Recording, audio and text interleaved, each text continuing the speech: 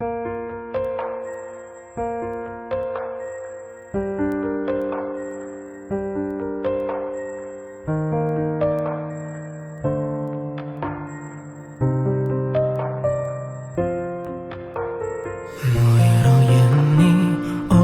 កស្យ៉ាងបាយទេតាំងពីអូនជ្រើគេពេលនេះបងមិនទាន់មាននរណា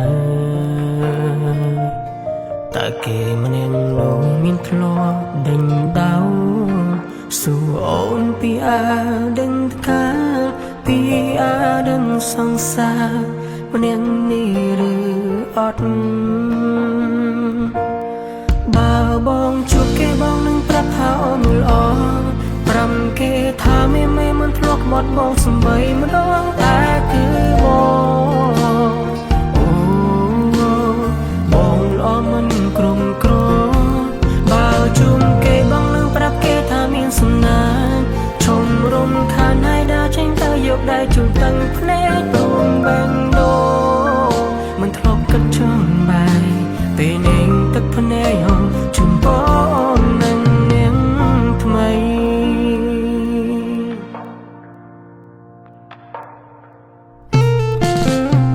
មួយរយៈនេះអូនសុខសប្បាយទេតាំងពីអូនជ្រើគេពេលនេះបងមិនទាន់មាននរណាតែគេម្នាក់នោះមានធ្លាប់ដេញដោសួរអូនពីអាដឹងកាលពីអាដឹងសង្សារម្នាក់នេះឬអត់បើបងជួបគេបងនឹងប្រាប់ថាអូនល្អប្រាំគេថាមេមិនធ្លាប់បាត់បងសំបីម្ដងតែគឺបងអូបងល្អមិនក្រុមក្របើជួបគេបងនឹងប្រាប់គេថាមានសំណាងឈុំរំខានហើយដើរចេញទៅយកដៃជុំទាំងភ្នែកព្រមបែងដូរមិនធ្លាប់គិតចង់បាយពេលនាងទឹកភ្នែកជុំបងនឹងនាង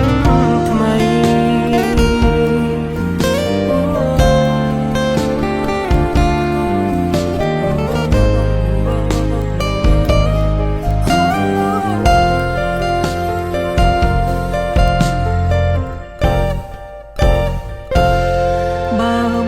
ជួបគេបងនឹងប្រាប់ថាអូនល្អ